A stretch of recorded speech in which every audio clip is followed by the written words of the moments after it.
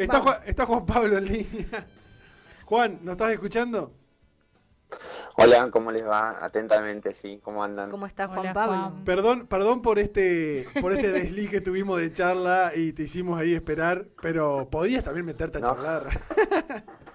buenísima la introducción, pero bueno, no quería interrumpir. Fantástico. ¿Cómo ¿Cómo está Juan andan? Pablo? Micaela se escucha muy bien por lo que veo. Ah, Creo que bueno, tenía problemas con el audio hace un sí. tiempo atrás, Tenía problemas con el ¿no? micrófono, ya no sueno lata. Es la capitana acá en la Ahora, radio, ¿viste? Ella. Ponele. ahora es la voz cazadora que supimos tener en algún Que tiempo. supimos conseguir.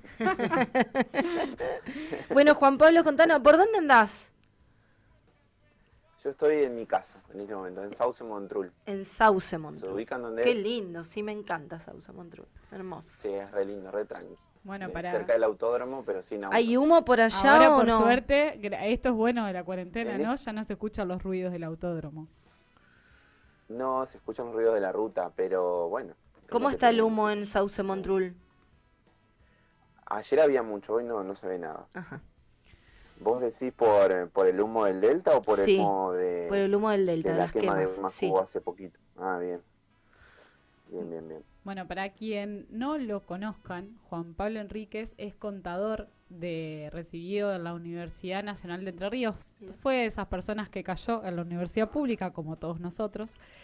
Docente titular de Introducción a la Economía de la Facultad de Ciencias de la Gestión, docente del Instituto Nacional de Capacitación Política, INCAP, responsable financiero de proyectos en la Dirección de Proyectos de Financiamiento Externo del Ministerio de Ambiente y Desarrollo Sostenible de la Nación y miembro colectivo EPA, Economía Política para la Argentina y del Centro de Análisis de la Realidad Argentina Cara, y es miembro de la Mesa Entrerriana Néstor Kirchner. Y él, por todo esto que muestra su currícula, podrá contarnos un poquito sobre economía, sobre todo esto que pasó, que creo que nos dio una alegría a muchos, y como dijo Aníbal Fernández, Alberto Fernández. Sí, por favor. Bueno, me pusieron dos con A. Alberto. A ver, creo que no soy la primera que se los confunde al nombre, nuestro gran presidente, No. que dio la noticia que esto era una alegría que teníamos que tener todos los argentines, sin importar qué pensáramos. Sí. Antes de darte la palabra, Juan Pablo, vos sabés que Sí. eso de confundir a Alberto con Aníbal Fernández, hay uno de ellos que está muy estigmatizado, ¿no? Porque Sí. la prensa lo hizo.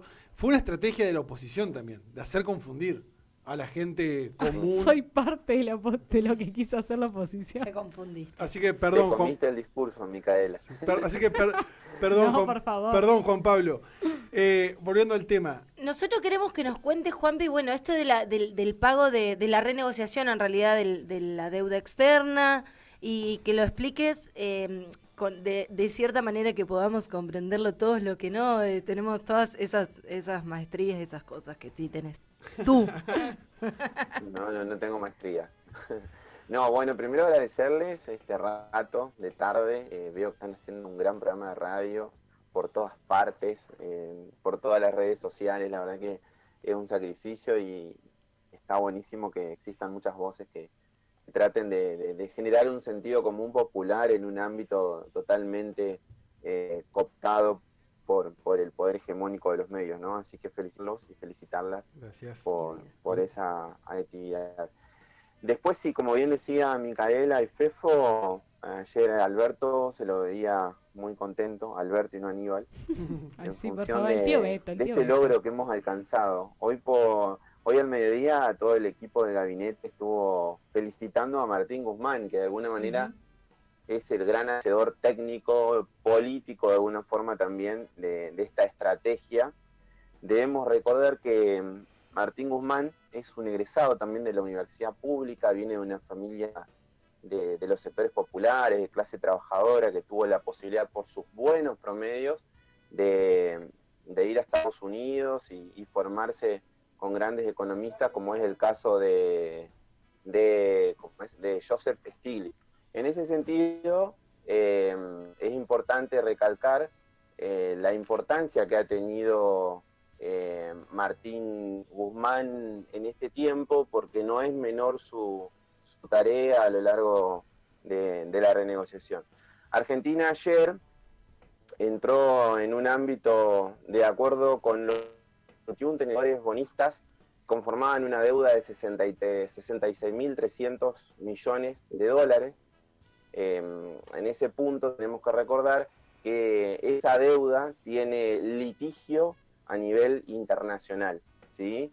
Estamos hablando, y con grandes problemas que tuvimos en el pasado, de que esta deuda forma parte de un encuadre legal que puede ser reclamado en cualquier lugar del extranjero y no en la Argentina, y eso nos trajo en el pasado muchísimo problema.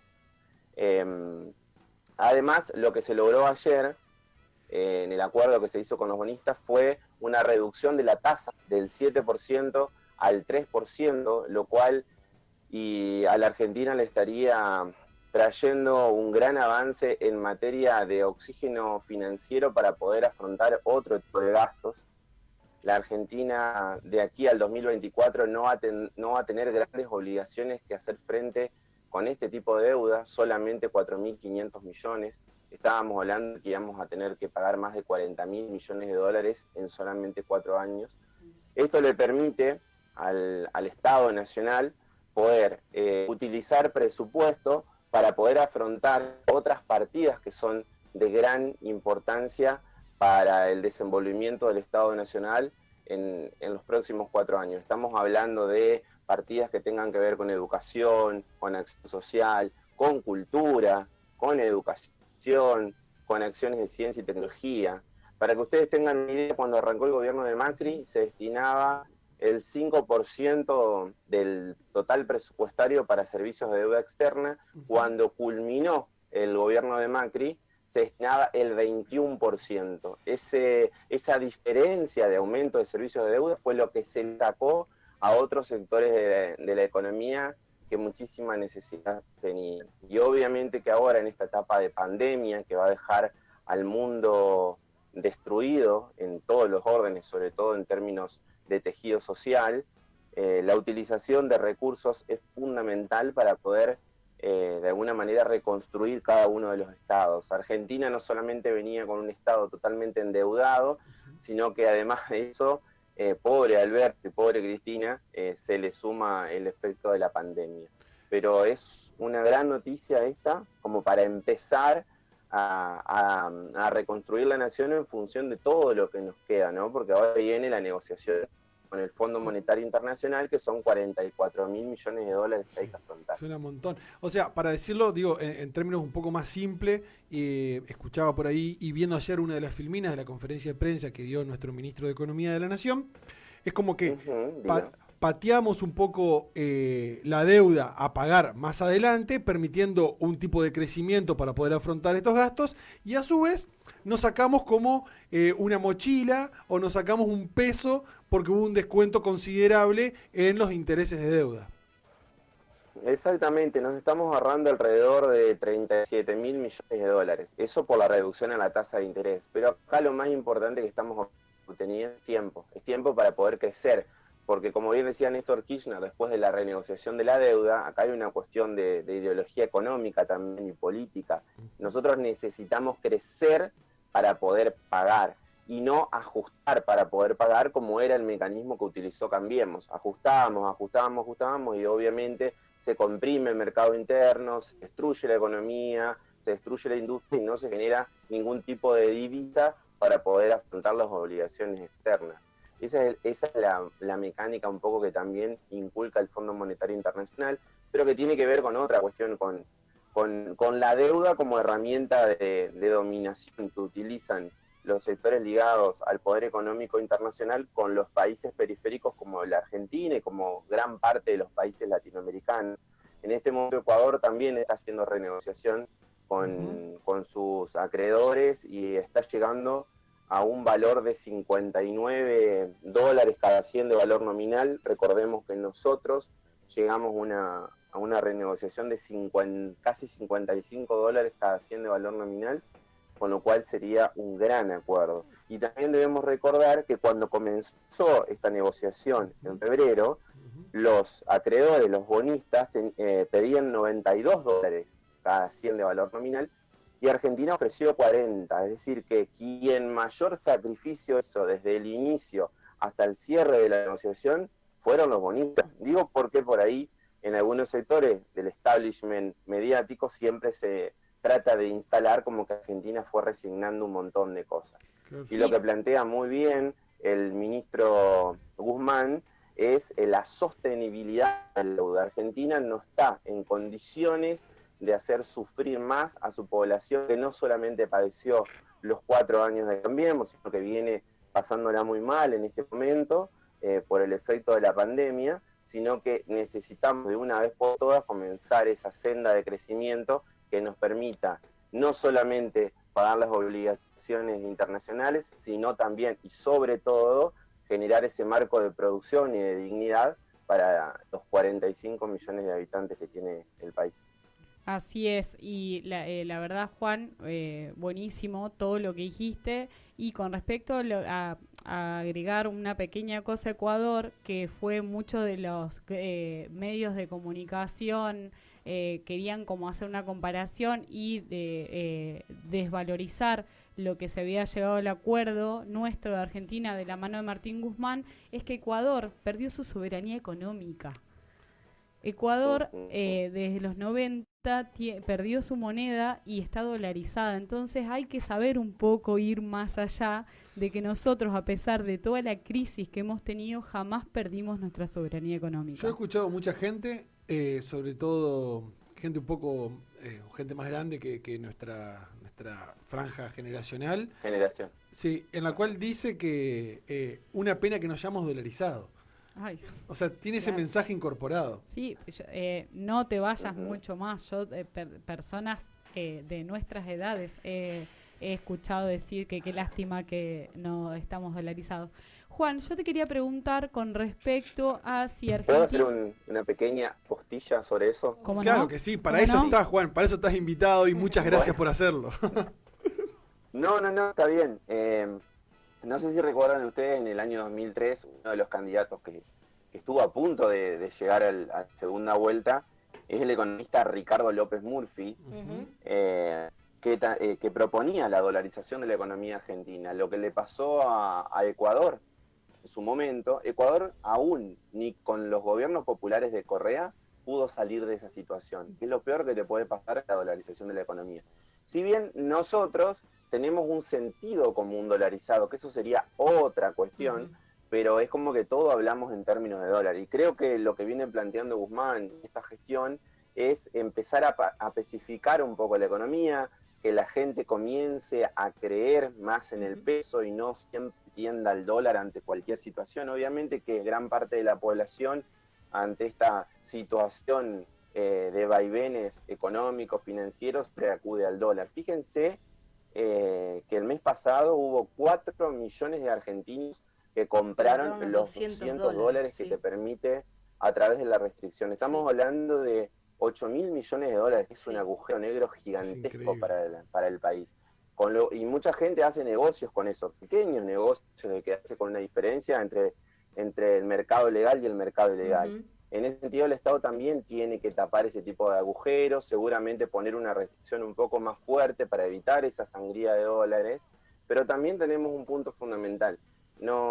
Desde el 2019, sobre todo por la caída en las importaciones y lo que va a ser este año, vamos a tener un gran superávit comercial, digamos. Eso es importante para de alguna forma contrarrestar todas esas necesidades de divisas que tenemos. Así que eso es un dato positivo en tanto y en cuanto la restricción externa siempre ha sido uno de los grandes dilemas que ha tenido la Argentina a lo largo de su historia. ¿Qué significa en términos conceptuales, si nos podés explicar, que hayan comprado o haya ido récord, el mes pasado haya habido récord de la compra de 200 dólares? ¿Qué significa eso? Cuando vos decís este agujero. Eso se llama atesoramiento. En términos técnicos se llama atesoramiento.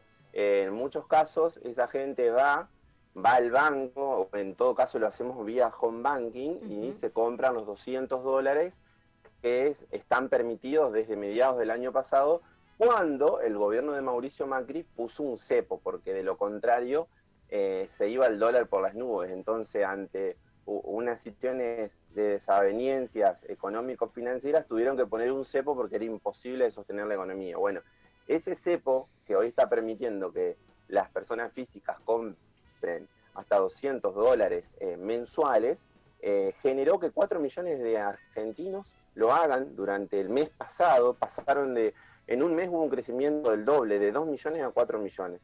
Y eso generó una sangría importante de dólares para el Estado. Con lo cual, en este momento de necesidad de divisas, habría que pensar en generar alguna política que siga poniendo algún tipo de restricción, porque ese dólar que no se pone a funcionar en el aparato productivo y que es meramente especulativo para no perder el valor, según algunos, genera una situación de desequilibrio en nuestras finanzas. No sé si se entiende o fui bastante complejo. No, y además decirle que, bueno, Juan, vos también podés acotar algo más técnico, decirle a los oyentes que el tema del dólar también tiene que ver con las entradas y salidas de dólares, o sea, de las divisas, que hoy, cuando el mundo entero tiene las fronteras cerradas, no están entrando dólares. O sea, eso es una realidad para cuando la gente dice, porque me limitan cada vez más a comprar los dólares, que no entendían las restricciones de Cristina tampoco en su momento. Sí. Es una cuestión también cultural de esto que nos ha inculcado, ¿no? lo que venimos hablando, ¿no? Y también de que, bueno, nuestra moneda, como tiene esta histórica de vaivenes, la gente se siente un poco más segura, entre comillas. Sí, pero hay casos como el de Brasil, que tuvo más crisis que la Argentina, y la sociedad brasileña no piensa su economía en dólares. No, para nada, y sobre todo afección al real que nosotros no tenemos sobre el peso. Tiene que ver, ha cumplido un rol gran importante también sobre todo esto los medios de comunicación, que todo el tiempo tratan de deslegitimar todo lo que tiene que ver con la política monetaria nacional. Con lo popular. ¿Yo le puedo hacer la pregunta que me había quedado en el tintero o te dejo? No, dale, Mica, dale. Lo extrañas mucho, Juan Pablo, y el programa que Claro, hacías con él, ¿no? Imagínate, era mi compañero de trabajo, mi compañero de radio, ahora no es ninguna de las dos. Claro, nos veíamos todo el tiempo, ahora no nos vemos nunca. Yo te quería preguntar con respecto si hay posibilidad de que se mejore la oferta con respecto a esta especie de descanso, periodo de cuarentena que tomamos con la deuda para poder mejorar aún más nuestra economía interna. No te estaría entendiendo la pregunta. Claro, pero acá el tema es el siguiente. Ajá. Si hay posibilidad de mejorar esta oferta, si hay alguna posibilidad que vos puedas ver con respecto a cómo se está manejando más técnicamente. Pero vos decís de que paguemos No, porque el tema es el siguiente. Este esquema de acuerdo tiene como fecha límite el 24 de agosto para que la totalidad de los bonistas acuerden o no. Es una cuestión lógica que Argentina, que tiene que presentar su presupuesto el Ejecutivo Nacional a través del Poder Legislativo en el mes de septiembre, va a contar con mayor cantidad de recursos para poder sostener sus políticas públicas. Es decir, como lo dije al principio, ese 21% que el gobierno de Macri utilizaba de su presupuesto para servicios de deuda, ahora se va a reducir a porcentajes ínfimos en razón de que los cimientos van a ser muy bajos en los próximos 3-4 años, y esos recursos se van a poder utilizar en lo que tiene que utilizarlo un proyecto popular, que es en la reactivación de la economía, en políticas sociales, sobre todo para atender esta enorme crisis que nos ha traído aparejada la pandemia, en políticas educativas, culturales, de ciencia y tecnología. Por eso es positivo acordar con los bonistas, porque estamos pateando acciones que nos permiten utilizar esos recursos en inyectarlos en nuestra economía doméstica para que gran parte de la población pueda vivir mejores días y no tan afliccionados. Claro, Juan, y estas medidas, digo, también tienen que ir también con algún tipo de impacto o de medida de tipo proteccionista, ¿no? De que basta de importar ciertos productos que los podemos producir acá y tratar de que la producción nacional empiece como a funcionar y a emerger nuevamente. Sí, eso fíjense que ha sido uno de los grandes dilemas que inclusive han tenido los proyectos populares en nuestro país. En una época, en el gobierno de Cristina, se llegaron a vender 1 millón de autos al año, récord absoluto, ¿no? Y gran parte de los autopartes de esos autos eran importados. Entonces, por ahí lo que se sostenían desde sectores ligados a la heterodoxia económica era la urgente necesidad de comenzar un proceso de industrialización de esas importaciones y en la Argentina para evitar esa caída de dólares permanente y tener esa capacidad de generarlo nosotros. Sí, ese es uno de los grandes desafíos que tenemos, no sé si diría en el largo plazo, sino en el mediano plazo, porque son los que nos van a permitir fortalecer nuestra industria. Pero como vos bien decís, estamos en un mundo que ya es proteccionista de por sí, como lo es Estados Unidos, todo el tiempo peleando con China que te cierran el comercio de uno o de otro producto. Argentina también tiene que sumarse a eso, proteger su industria y ser muy competitivo en aquellos elementos que podemos colocar en el mundo para obtener divisas a través de las exportaciones. Qué bueno. Bueno, increíble. la verdad que Juan, yo igual antes de que lo despidas, quiero decir... le iba a agradecer, no lo iba a despedir. No me despidan, que no se puede, estamos en pandemia. Antes de eso, suena la alarma, soy un personaje. Quiero decirte que te manda saludos a mi hermana Valentina, ¿puede ser? Valentina, una gran compañera, aparte me sí. dijo Hoy que me dijo aparte- que era tu hermana, yo no sabía. Sí, en realidad yo soy su hermana. ¿Cómo? Ah, No, bien, vos ella sos más hermana, grande. no, Ella ella más grande, más grande. No, me dijo que aparte de que eras contador y que eras así como que re estudioso y qué sé yo, también eras un gran escuchador de Olimareños, de la RAL, ¿todo eso es cierto? Sí, Pues me por gusta supuesto, mucho ese por perfil. supuesto. Mucho me gusta. Por supuesto. A la Emi le encanta Escuchamos de humanizar todo a- tipo de músicas. Bueno, Micaela sabe porque muchas veces compartimos el auto cuando viajamos a algún lugar y escuchamos de todo, digamos. También eran las discusiones mucho de de la todo. música seleccionada. No, a para mí me Cazadores de parece, yo Utopías. digo que la Sí. música que uno escucha, o el arte que consume, lo que en realidad todo lo que consume, habla de uno mismo. Y yo no lo conozco y el pibe ya me cae bien, ¿me Ah, entendés? bueno, bien, Eso bien. me pasa. Nah. Te tiraron la posta, digamos.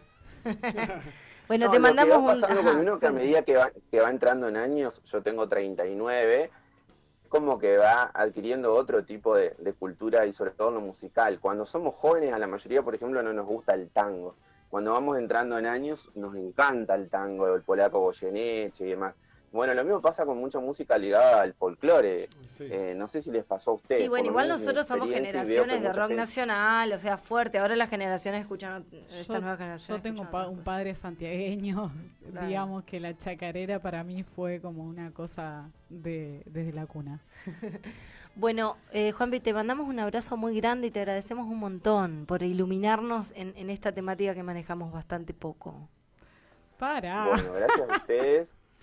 Gracias, Juan. No, gracias, Juan. Está muy bueno el programa, los felicito, aparte de les felicito, hacer este programa a esta hora es bastante difícil de llevar adelante, así que doblemente el esfuerzo y gracias por hacerme partícipe de esta gesta comunicacional. Cuando quieras, a disposición el espacio para charlar, para lo que quieras comentar De una. o aducir, digo, está bien, es propio, Bueno. es como un espacio también en construcción comunitaria, por decirlo de alguna forma, como para que quien quiera venir a contar algo, a charlar con nosotros, está disponible, así que bienvenido cuando quiera, Juan. Un ¿Me gran estás abrazo. invitando a hacer una Dale. columna de economía? No, le estoy diciendo cuando él quiera, nada más. Un abrazo Mientras enorme, pueda, Juanpi. no hay ningún problema. Te agradecemos. Un Bueno, abrazo, muchas Juan. Un gracias. beso grandote. Quedo también a disposición. Un saludo grande y felicitaciones por el éxito del programa. Se merecen lo mejor. Gracias, mi vida. Gracias, Juan. Besote. Bueno, vamos a un nuevo corte Adiós. musical. Adiós. Chau, Juan. Vamos a un nuevo corte musical con música para enamorar langostas. Ya vas a ver.